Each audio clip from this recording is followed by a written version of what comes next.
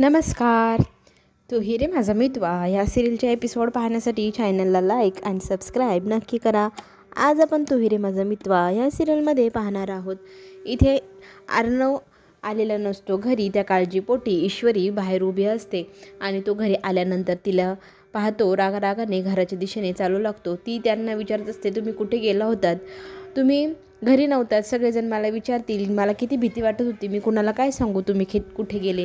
त्यावेळेला तो म्हणतो, तुला काहीही गरज नाही कुणाला काही सांगण्याची, आणि माझं तुझं काही नातंही नाही, त्याच्यामुळे तू आता कोणाची फिकरी करू नको. तर ती म्हणते, असं काय बोलताय तुम्ही, ऐका ना, असं म्हणत त्याच्या मागे मागे तीही पळू लागते. तो पुढे पुढे चालू लागतो. आता इथे तिला भीती वाटत असते. राकेश तिला कानात गुणगुणून गेला की तुला बहुतेक ना अर्णव डिवोर्स पेपर लवकरच आणून देईल. त्याने डिवोर्स दिला की तू माझ्याकडे ये, ही भीती तिच्याही मनात आहे. इथे अर्णवच्या हातामध्ये फाईल असते. त्या फाईलमध्ये नक्कीच डिवोर्स पेपर असेल अशी आता ईश्वरीची बरोबर कल्पना तयार झालेली असते. ती त्याला विचारत असते, तुम्ही कुठे गेला होतात? ते तर सांगितलंच नाही. तर तो म्हणतो, मी तुला सांगून जावं एवढी तू माझ्यासाठी महत्त्वाची नाही. मग ती म्हणते, घरातले सगळेजण काळजीत असतात, तुम्ही कुठे गेलात मला विचारलं असतं, मी सगळ्यांना काय उत्तर दिलं असतं? आजी आणि अंजलीताईबद्दल तरी विचार करा. तर तो म्हणतोस, तुम्हाला कोणाची काहीही फिकर नाही. तर ती त्यांना विचारू लागते, तुम्ही रागाने बाहेर गेले होते, तुमच्या हातामध्ये ही कसली फाईल आहे? तुम्ही मला डिवोर्स देणार आहात का? डिवोर्स का देत आहे? मग सगळेजण काय म्हणतील? सगळ्यांच्या मनाचा तरी विचार करा. सगळ्यांना काय उत्तर द्याल? ह्या डिवोर्स पेपरबद्दल ती त्यांना विचारू लागते. तर तो तिला पुढे विचारू लागतो की तुला काय माहिती याच्यामध्ये डिवोर्स पेपरच आहे? तर ती म्हणते, याच्यात 100% डिवोर्स पेपरच असतील. तर तो तिच्या हातातनं ती फाईल खेचत म्हणू लागतो, ही काही फाईल डिवोर्सची नाही, याच्यामध्ये डिवोर्स पेपर नाही, माझे ॲग्रीमेंटचे पेपर आहे. आणि तुला काय वाटलं इतक्या सहजासहजी तुला डिवोर्स देऊन मी सोडून देईन? शक्यच नाही. तुला नको असणार आहे लवलेस लाईफ आणि जे काही लग्न आहे त्याच्यामध्ये मी कायम अडकून ठेवणार, कायम तुला हीच शिक्षा मिळणार. तू माझ्यावर बरोबर राहायचं, मी तुझ्यावर कधीच प्रेम करणार नाही. ईश्वरी बरोबर तो भांडू लागतो. ईश्वरी त्याच्याकडे पाहत असते आणि तो तिचा हात घट्ट पकडतो. तिच्या हातातली बांगडी ही फुटलेली असते, तिच्या हातात लागलेली असते.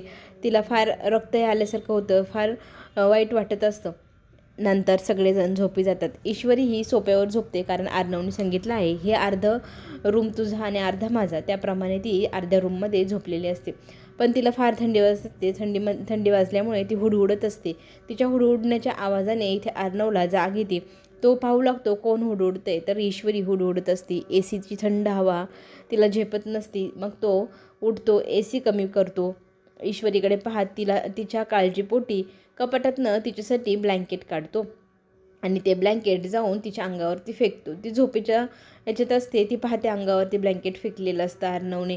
मग ती विचार करू लागते, एवढ्या याच्यात पण माझाच विचार करताय, खरंच माझी किती काळजी आहे यांना. पण मी लवकरात लवकर आता या गोष्टीचा शोध लावल की भूतकाळात असं काय घडलं होतं, कुठला गैरसमज होता. ते भूतकाळातलं ते गैरसमज दूर केल्याशिवाय अर्णव काय आता शांत होणार नाही, त्याचा रागही शांत होणार नाही. हे सगळं आता निमूटपणे आता सहन करावंच लागेल. अर्णवचा हा बोला ईश्वरीला नकोसा होत असतो. तिला असं झालं अर्णव तिच्याशी पुन्हा पूर्वीसारखं कधी बोलेल. तिला फार वाईट वाटत असतं. पुढील भागात आपल्याला असंही पाहायला मिळेल की अर्णव जेवणासाठी नाश्त्यासाठी टेबलवरती येऊन बसतो. अनिताताईला हाक मारत असतो की मला नाश्ता आणा. अनिताताई तर काही आलेली नसते, पण ईश्वरी त्याच्यासाठी छान प्रकारे नाश्ता घेऊन येत असते. त्याचावाला डाएटवाला नाश्ता. तो पुरीकडे पाहतो, ह्या पुरी आणि भाजीला इथे कोणी ठेवले? हे ऑइली मी खाणार नाही, अशी हाक मारून अनिताताईला तो बोलवू लागतो हे उचलण्यासाठी. ईश्वरी त्याच्याकडे पाहते. त्याच्यासमोर त्याचा डाएटवाला नाश्ता ठेवते आणि पुरीवाला नाश्ता तेलकट उचलून घेते. तर तो तिच्याकडे रागाने पाहतो, हिने माझ्यासाठी डाएटवाला नाश्ता आणलाय आणि हिच्या हातून मुद्दाम खायचं नाही म्हणून त्याने पुरी आणि भाजी निवडली. तेलकट पुरी खाऊन डाएट मोडायचं मुद्दाम रागाने, असं त्याचा प्लॅन असतो. आणि पुरी खाण्यासाठी हात लावतो पुरीला, तर त्याला चटका बसतो आणि मग तो तसंच खात असतो. तर ईश्वरी त्याला म्हणत असते, पुरीतली अशी वाफ असते ना, ही हलक्या हाताने काढून दिली की मग पुरी लवकर थंड होते. तसंच ना आपल्या रागाचं पण असतं. रागही असाच असतो, आपण शांत होऊ द्यायचा. शांत झाला की मग तो थंड झाल्यावरती मग कुणालाही त्याचे चटके बसणार नाही. तुमच्या रागाचे चटके सगळ्यांना बसताय याची जाणीव आहे का तुम्हाला? अर्णव रागाने तिथे उठतो आणि पुन्हा एकदा त्याच्या ऑफिसमध्ये निघून जातो. इथे ईश्वरी त्याच्या प्लेटमधलं अन्न खाते आणि त्याने समाधान मानते आणि म्हणते, एक दिवस लवकरच मी हा सगळा राग या पुरीतल्या वाफेसारखा काढून टाकेल आणि मग पुरी शांत होईल, तशीच तुम्ही पण शांत व्हाल. लवकरच त्या सगळ्या गोष्टीचा मी शोध लावेल, असंही इथे ईश्वरी बोलत असते. पुढील भागात आपल्याला असेही पाहायला मिळेल, आईकडे जायचं ईश्वरी विचार करते. ईश्वरी आणि अर्णवच्या आयुष्याचं काय होईल हा विचार इथे सुप्रियाच्या मनातही आलेला असतो.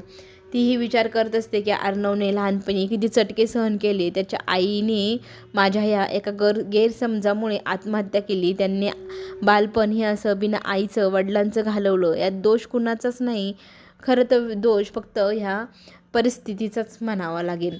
ईश्वरी रडत रडत येते. ईश्वरीला रडताना पाहून ईश्वरीची आई घाबरते. अगं काय झालं, तू एवढ्या सकाळी सकाळी आली आणि रडत का आहेस असा प्रश्नही विचारू लागते.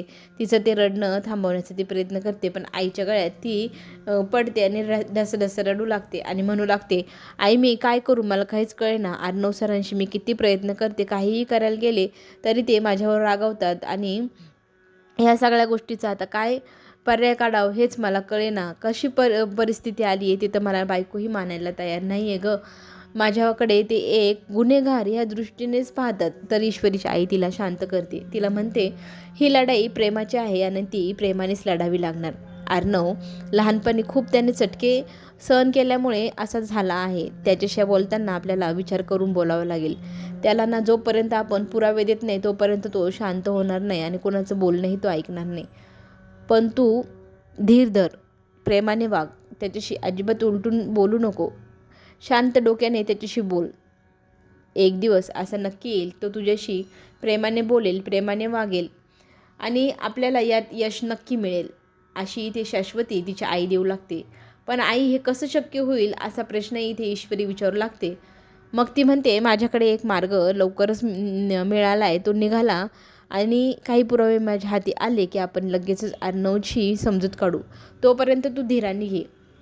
इथे ईश्वरी आईला मिठी मारते आणि म्हणते, नक्कीच आई, मी पण इंदोरची मुलगी आहे, मी अशी हार नाही मानणार.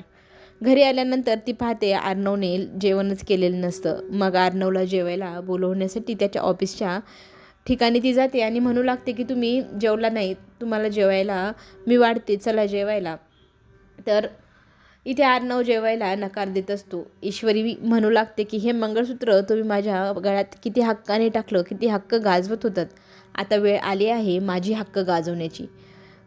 आता मी बायको म्हणून हक्क गाजवेल. तुम्हाला नक्की मी प्रेमात पुन्हा पूर्वीसारखे पाडेलच. इथे ईश्वरी अर्णवकडे जाऊन त्याला जेवायला चल म्हणत असते आणि तो तिच्याकडे रागारागाने पाहतो आणि तिला नाही म्हणतो. तर ती त्याचं लॅपटॉप बंद करते. तो रागवतो, तुझी हिंमत कशी झाली लॅपटॉपला हात लावायची, मी नाही म्हटलोय, कामात ते दिसत नाही. तर ती म्हणते, हिंमत होईलच ना, मी बायको आहे तुमची आणि बायकोसाठी तुमच्याकडे 2 मिनटंही नाही, तुम्हाला जेवणासाठी बोलवायला आले मी. तर तो जेवायला नकार देत असतो. त्याच्या मागे मागे इथे ईश्वरी चालत असते आणि म्हणत असते की तुम्ही जोपर्यंत जेवणार नाही ना इथून पुढे तोपर्यंत मीही जेवणार नाही. तर तो म्हणतो, ठीक आहे, राहायचं असेल उपाशी तू राहू शकतेस, मला काही त्याची काळजीच नाही. अर्णव इथे उद्धटपणे तिच्याशी बोलत असतो. ईश्वरी प्रेमाने नवऱ्याचा आणि बायकोचा हक्क गाजवत असते आणि त्याच्या मागे मागे पळत असते. अर्णवने नकार दिलाय हे पाहिल्यानंतर ईश्वरी हट्टीपणा करते आणि त्याला म्हणत असते की जोपर्यंत तुम्ही येणार नाही जेवायला तोपर्यंत मीही जेवण करणार नाही आणि काय करायचं तुम्हाला करून घ्या. इथे तो म्हणतो, माझ्या बायकोचा हक्क गाजवू नको. तर ती म्हणते, तो अधिकार तुम्ही मलाच दिलाय, माझी इच्छा नसताना दिलाय तुम्ही, तर तो हक्क मी गाजवणारच ना. मीही तोपर्यंत जेवणार नाही जोपर्यंत तुम्ही जेवत नाही. हम भी इंदोर से हे. आणि इंदोरची मुलगी अशी सहजासहजी हार मानत नाही हेही ती आठवणीने अर्णवला सांगू लागते. अर्णव तिला म्हणतो, नाही तर मी बोललोय ना, नाहीच. पुढील भागात आपल्याला असं पाहायला मिळेल, आजी इमोशनल झालेली असते. आजीला इथे ईश्वरी सांगते की मी तुमची आणि तुमच्या नातवाची कधीच साथ सोडणार नाही. अर्णव रागा भरतो. रागावून सगळ्यांसमोर भांडण करून ईश्वरीशी निघून जातो. त्याच गोष्टीचा संधीचा फायदा घेत राकेश म्हणतो, लवकरच तुमचा डिवोर्स होईल, त्याच्यानंतर तुझ्यासाठी मी कायम इथे असणारच आहे. तर ती म्हणते, तुम्ही विसरला असाल पण लक्षात ठेवायचं, मी अर्णव शिर्केंची बायको आहे आणि माझ्याशी ह्या स्वरात बोलायची तर हिंमतही करायची नाही. त्याच्या तोंडावरती पाणी मारत त्याला सांगते, शुद्धीवर यायचं, पुन्हा अशी हिंमत करून माझ्यासमोर यायचं नाही. चला तर मग पुढे काय होणार पाहण्यासाठी चॅनलला नक्की लाईक करा, सबस्क्राईब करायला विसरू नका. पुढे येणारे नवनवीन व्हिडिओ तुमच्यापर्यंत लवकर पोहोचेल. आपण पुन्हा भेटूया.